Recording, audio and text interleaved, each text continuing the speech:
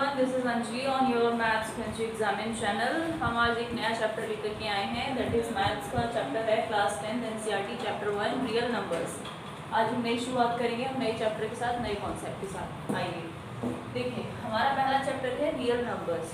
ठीक है, सबसे पहले हम ये देखेंगे, हम बेसिक से नहीं जाएंगे क्योंकि बेसिक में तो बहुत टाइम लग जाएगा और ये हमारी क्लास 10 है, तो हम क्लास 10 के अकॉर्डिंग इसको पढ़ेंगे। ठीक है, तो देखिए बेसिकली जो हमारे रियल नंबर्स होते हैं वो हमारे पॉजिटिव इंटीजर्स होते हैं। क्या होते हैं? पॉजिटिव इंटीजर्स होते हैं, क्योंकि रियल नंबर्स में कुछ भी नेगेटिव नंबर नहीं आता, नेगेटिव नंबर नहीं आता। और अगर हम बुक की भाषा में बोले तो ये हमारे रेशनल प्लस इरेशनल होते हैं, रेशनल प्लस इरेशनल। ठीक है, जो कि रेशनल हमारे टर्मिनेटिंग होते हैं, टर्मिनेटिंग होते हैं, ओके, और ये हमारे नॉन टर्मिनेटिंग रिपीटिंग होते हैं। ये हम पढ़ चुके हैं 9th में, पहले चैप्टर में। इरेशनल हमारे नॉन टर्मिनेटिंग होते हैं और नॉन रिपीटिंग होते हैं, नॉन रिपीटिंग होते हैं।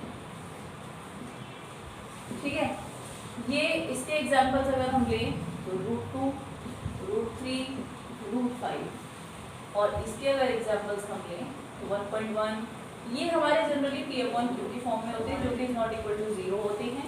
इनको सॉल्व करने पे हमारे चांसेस आते हैं 1.2, 1.4, 1.5 ये आते हैं। तो इसमें हमारा कुछ भी नेगेटिव तो नहीं है, तो ये हमारे क्या है? पॉजिटिव इंटीजर्स हैं, इसमें हमारा कुछ भी नेगेटिव नहीं है। ठीक है, ये तो होगी बात हमारी रियल नंबर्स की। अब जो बात करते हैं इस चैप्टर में, जो हमारे 4 टॉपिक्स हैं, 4 टॉपिक में से हमारा पहला टॉपिक है Euclid division lemma, Euclid division lemma, और इसी की एल्गोरिथम है, इसी की एल्गोरिथम। ठीक है, सेकंड है हमारा फंडामेंटल एल्गोरिथम, फंडामेंटल एल्गोरिथम। ठीक है, थर्ड है हमारा, इसी में हम इरेशनैलिटी भी प्रूफ करेंगे, इसमें इरेशनैलिटी भी प्रूफ करेंगे। और फोर्थ पॉइंट है हमारा इसमें revisiting irrational numbers, revisiting irrational numbers. ठीक है, तो सबसे पहले हम अपने पहले टॉपिक पर आते हैं, that is Euclid division lemma. ठीक है, अब देखो यहाँ से एक चीज आती है हमारी Euclid division lemma, Euclid division lemma. ठीक है, जो हमारा लेमा होता है, लेमा जो होता है ये हमारा किसी भी दूसरे स्टेटमेंट को प्रूव करने के लिए यूज होता है, किसी भी दूसरे स्टेटमेंट को प्रूव करने के लिए होता है। दूसरा स्टेटमेंट मतलब किसी भी एल्गोरिथम को प्रूव करने के लिए यूज होता है। और हमारा एल्गोरिथम क्या होता है? ये किसी भी प्रॉब्लम को स्टेप बाय स्टेप, किसी भी प्रॉब्लम को स्टेप बाय स्टेप सॉल्व करता है, वो होता है हमारा एल्गोरिथम। ठीक है, तो ये सिंपल हो गया। अब हम सीधा सीधा यूक्लिड डिवीजन एल्गोरिथम की डेफिनेशन लिख देते हैं। ठीक है, तो देखो इसमें क्या होता है, इसमें हमने कोई भी 2 पॉजिटिव इंटीजर लिए, हमने कोई भी 2 पॉजिटिव इंटीजर लिए, ठीक है, A and B, A and B। ठीक है, ये हमने 2 पॉजिटिव इंटीजर लिए। अब इसी में हमने, इसी के अंदर 2 पॉजिटिव इंटीजर और हैं, लेकिन उसमें कंडीशन है, उसमें कंडीशन ये है कि वो यूनिक हैं, वो यूनिक हैं, मतलब उनके जैसा दूसरा कोई भी नहीं है। जैसे हमको देख लो, हमारे जैसा दुनिया में कोई भी दूसरा नहीं है। ठीक है, आपके जैसे दुनिया में कोई भी दूसरा नहीं है। सेम यही है कि जिस क्वेश्चन में भी ये अप्लाई होगा उसमें इन दोनों के जैसा कोई दूसरा नंबर नहीं होगा। ठीक है, तो 2 positive integers A and B, there exist unique numbers, unique number Q, R। ठीक है, अब इसकी जो एक सिंपल जो डेफिनेशन आती है फॉर्मूले बेसिस पे, वो ये आती है A = BQ + R, ये आती है डेफिनेशन। ठीक है, ये डेफिनेशन का फॉर्मूला है जो इसे फॉर्म किया गया है, जिसमें जो आर की वैल्यू है, वो या तो 0 के छोटी होती है, या 0 से बड़ी होती है, या 0 के बराबर होती है, या फिर b से छोटी होती है। अब आपको ये चीज़ें थोड़ी सी समझ में नहीं आएंगी, तो इसको हम एग्जाम्पल से लेते हैं। ठीक है, ओके, देखो हम एग्जाम्पल से लेते हैं इसको। जैसे मैंने कोई एक एग्जाम्पल लिया 2, जिसमें मैंने a की वैल्यू 9 ली, b की वैल्यू हमने 2। ठीक है, अब इसको एक हम इसका ये जो फॉर्म है हमारा, हम इसी फॉर्म को बना रहे हैं। ठीक है, a की वैल्यू हमने 9 ली, b की वैल्यू हमने 2 ली। अब हम इसको सॉल्व करते हैं। ये देखिए डिवीजन का प्रोसेस, 9 को हमने यहाँ रखा, 2 को हमने यहाँ रखा। 2 4 जा 8, माइनस क्या आया 1 आया।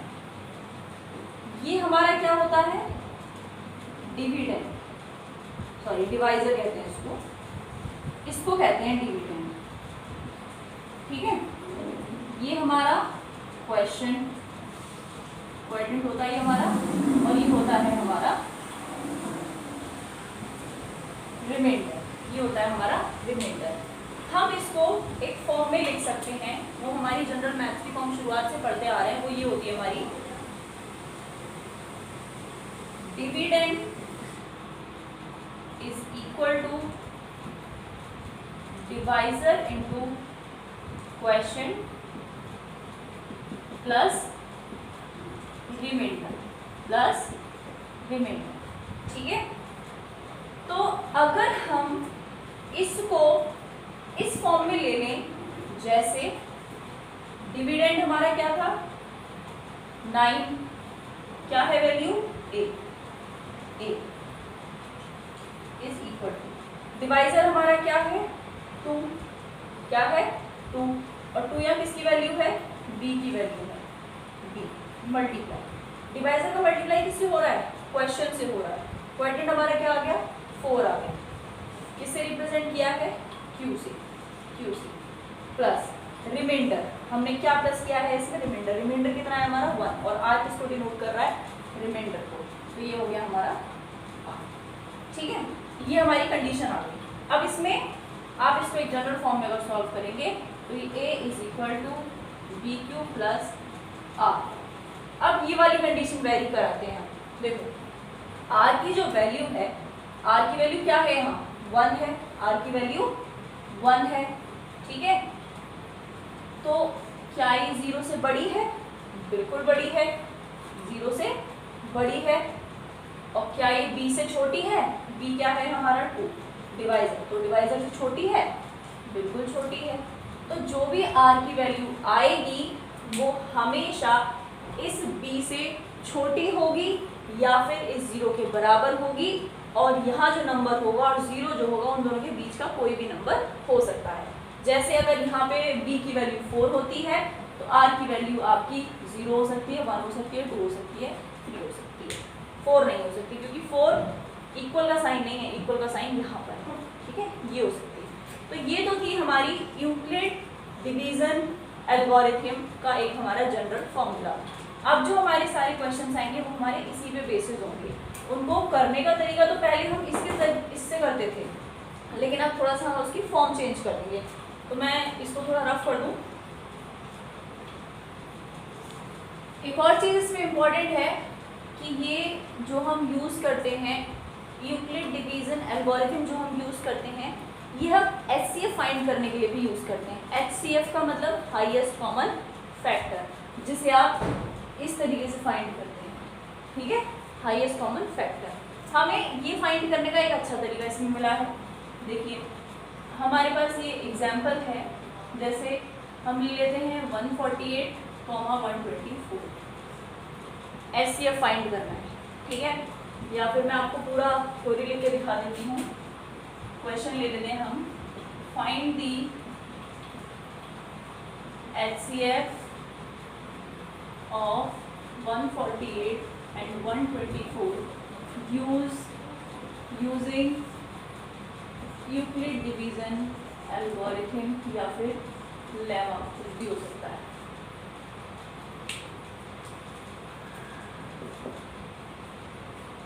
मैं इसमें थोड़ा इन डालूं, ठीक है। ये हमने क्वेश्चन ले लिया, ओके। अब हम इस क्वेश्चन को सॉल्व करते हैं यूक्लिड एल्गोरिथम से। एल्गोरिथम हमारी क्या थी, a is equal to b q plus r, जहां पर 0 is smaller than and equal to r and r is smaller than b, ठीक है। ये हमारा एक फॉर्मूला था यूक्लिड एल्गोरिथम का, जिसके जरिए हम इस क्वेश्चन को सॉल्व करेंगे। अब एक अगर आप रफ वर्क करना चाहें तो मैं आपको इसे रफ वर्क करके दिखा देती हूँ, ठीक है। 124 148, तो ये हमारा, इसमें a हमारा क्या होगा, a हमारा क्या होगा 148, b हमारा क्या है 124, क्योंकि b is always a divisor, ठीक है। डिविडेंड हमेशा बड़ा होता है। अब हम इसको सॉल्व करेंगे तो 124 148, ठीक है। कितने टाइम जाएगा, 1 टाइम जाएगा, ठीक है। 1 टाइम जाएगा 124, माइनस किया 4 and 2, रिमाइंडर क्या आया हमारे पास 24 आया। अब इसी चीज को हम इस फॉर्म में पुट कर देते हैं। a की वैल्यू क्या थी 148, b की वैल्यू क्या है 124, इसके साथ मल्टीप्लिकेशन हो रहा है 1 के साथ, क्या प्लस किया जा रहा है 24। यहाँ पे भी r की वैल्यू देखो b से छोटी ही है, b से छोटी है, ठीक है। अब इसी चीज को आगे सॉल्व करेंगे हम, तब तक सॉल्व करेंगे क्योंकि हमें इसका HCF चाहिए, और हम इस वाली फॉर्म में तब तक सॉल्व करते हैं जब तक कोई हमें छोटा नंबर या हमारा 0 नहीं आ जाता, ठीक है। अब हम इसको आगे सॉल्व करेंगे। अब जब इसको आगे सॉल्व करने के लिए यहाँ पे कंडीशन लगती है, वो क्या लगती है कि यहाँ पे पहले तो डिवाइजर था 124, अब जो यहाँ डिवाइजर है वो यहाँ डिविडेंड बन जाएगा, जो यहाँ डिवाइजर है वो यहाँ डिविडेंड बन जाएगा। तो 124 इज इक्वल टू, अब जब ये नंबर यहाँ पे डिविडेंड बन गया, ठीक है, तो किससे करेंगे हम, रिमाइंडर हमारा डिवाइजर बन जाएगा, रिमाइंडर हमारा डिवाइजर बन जाएगा। 24 5 जा 120, कितना बचा 4 आया, 4 बचा, ठीक है। तो 124 is equal to 24 into 5 plus remainder हमारा 4 बचा। अब सेम हम नेक्स्ट प्रोसेस दोहराएंगे। हमें यहाँ पे न्यू डिवाइजर मिल गया था, न्यू डिवाइजर मिल गया था, वो क्या था हमारा 124, न्यू डिवाइजर 24। अब हमें यहाँ अगेन एक न्यू डिवाइजर मिल जाएगा, वो होगा हमारा 4, ठीक है, ओके। सेम सॉल्व करते हैं। 24 डिवाइजर हमारा डिविडेंड बन जाएगा, रिमाइंडर हमारा डिवाइजर बन जाएगा 4। कितने टाइम मल्टीप्लाई करोगे 6 टाइम, 4 6 are 24 प्लस 0, सॉल्व हो गया, सॉल्व हो गया। बात HCF की करी है, तो जो हमारा स्मॉलेस्ट डिवाइजर होता है, स्मॉलेस्ट डिवाइजर होता है लास्ट स्टेप में, वही हमारा HCF होता है, वही हमारा HCF होता है। इसमें डिवाइजर क्या था 4 था, 4 ही हमारा इसका HCF होगा। तो इस तरीके से आपको क्वेश्चन में अगर दे रखा है कि यूक्लिड एल्गोरिथम को यूज करने से आपको क्वेश्चन सॉल्व करना है या फिर कोई HCF निकालना है, तो वो आप इस फॉर्मूले से निकालोगे, ठीक है। ये आपको नहीं करना, ये रफ वर्क है, आपको ये वाला फॉर्मूला लेना है। आप यहाँ एक बीच में ये लाइन मैंने लिखी है यहाँ, new divisor is equal to 24, आप यहाँ स्टेप में लाइन को मेंशन कर दीजिए और ये आपका आंसर होगा, ठीक है। अब इसी को देखते हुए मैं एक क्वेश्चन और ले लेती हूँ, इसमें एक क्वेश्चन ले लेती हूँ, NCERT बुक से ही है, ठीक है। एग्जाम्पल ले लेते हैं। इसमें एक एग्जाम्पल दे रखा है, एग्जाम्पल नंबर 2, एग्जाम्पल नंबर 2, मैं इसको रफ कर देती हूँ।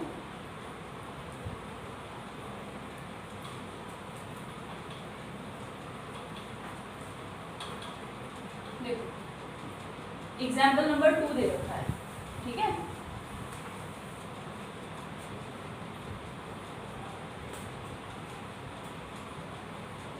Example number 2, show that every positive even integer is of the form 2q and that every positive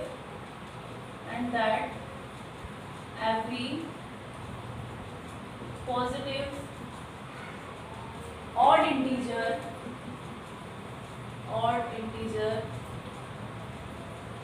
is of the form 2q plus 1 where q is some integer,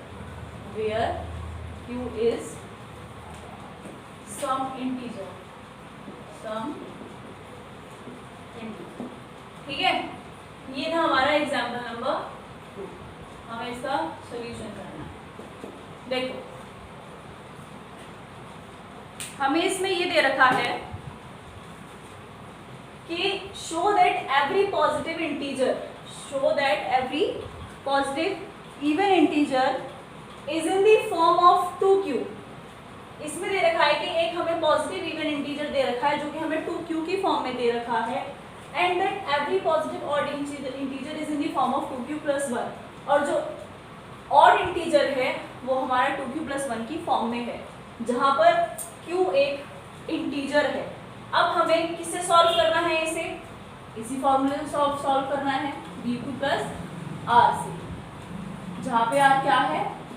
0 से बड़ा है और 0 के बराबर है और b से छोटा है। हमें इससे सॉल्व करना है, ठीक है। आइए देखते हैं। अब यहाँ पे ये हमें इंटीजर दे रखा है, जाहिर सी बात है कि a के बराबर होगा, ठीक है। q की वैल्यू है तो q से पहले क्या है? b है, तो यहाँ पे b की वैल्यू क्या होगी? 2 होगी। q हमारा q ही है, ठीक है। फॉर्मूला हमारा ये था, r की वैल्यू b से छोटी थी, 0 से बड़ी थी, b से छोटी थी, तो इसका मतलब r की वैल्यू क्या हो सकती है? 0 हो सकती है, r की वैल्यू 1 हो सकती है, बस यही तो पॉसिबल वैल्यूज हो सकती हैं, तो यही वैल्यूज है, ठीक है। अब अगर इस फॉर्म से अगर ये यूक्लिड एल्गोरिथम में यूज किया जाएगा r को रखते हुए, तो दो वैल्यूज क्या बनेंगी? a की वैल्यू बनेगी 2q प्लस 0, इसको हम a इक्वल टू 2q ही लिख सकते हैं। दूसरी बनेगी हमारी a is equal to 2q plus 1 बनेगी। क्या बनेगी? a is equal to 2q plus 1। अब हमसे इसमें ये पूछा गया है कि इसमें जो ये q है ये 0 से बड़ा है और 0 के बराबर हो सकता है। अगर q की वैल्यू हम 1 रखेंगे, q की वैल्यू अगर हम 0 रखेंगे तो ये हमारा 0 आएगा। q की वैल्यू अगर हम 1 रखेंगे तो 2 1 2 और a की वैल्यू क्या आएगी? 2 आएगी, तो ये क्या बन गया? इवन आया, ठीक है। अगर हम q की वैल्यू 3 रखते हैं तो 2 3 6 इवन आया। अब इस फॉर्म की बात करते हैं, ठीक है। इसमें अगर 1 रखते हैं 2 की वैल्यू 1, तो 2 1 2 प्लस 1 3 आया, ऑड हो गया। इसमें अगर हम 4 रखते हैं 2 2 4 प्लस 1 5, ये भी ऑड आया, हमारा ऑड आया। हमसे इसमें यही पूछा है कि q एक हमारा इंटीजर है, हमें इसमें ये दिखाना है कि पॉजिटिव ऑड इंटीजर हमारा इस फॉर्म में है, तो हमें ये यहाँ पे प्रूफ करना था। क्या करना था? प्रूफ करना था। तो सिंपल है ये चीज़ कि a जो हमारा है, हम इसे थ्योरी में लिख देते हैं, ठीक है। थ्योरी में लिख देते हैं कि अगर a हमारा is of the form of 2q, ठीक है, where q is some integer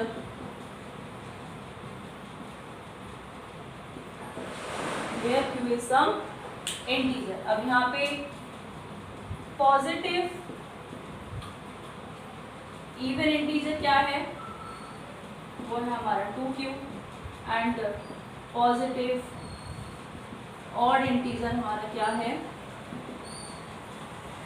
वो है हमारा 2q+1। यही हमसे इसमें पूछा है। बस फर्क क्या था, सब कुछ तो क्वेश्चन में दे रखा था, फर्क इतना था कि हमें बस ये एल्गोरिथम यूज करके हमें ये निकालना था। ठीक है, तो हमें इसमें ऑड पूछा है, तो ये हमारा यहाँ आंसर आ गया हमारा। इसको कर देते हैं देयरफॉर, यहाँ पे आप देयरफॉर कर दीजिए, देयरफॉर ये आ गया पॉजिटिव ऑड इंटीजर 2q+1। ठीक है, ये हमारा आंसर। तो अभी हम इसे यहीं क्लोज करते हैं, नेक्स्ट वीडियो में हम इसकी एक्सरसाइज लेकर आएंगे। ठीक है, थैंक यू क्लास। यहाँ पर कोई प्रॉब्लम तो आप प्लीज़ कमेंट बॉक्स में कमेंट कर दीजिए। Thank you class.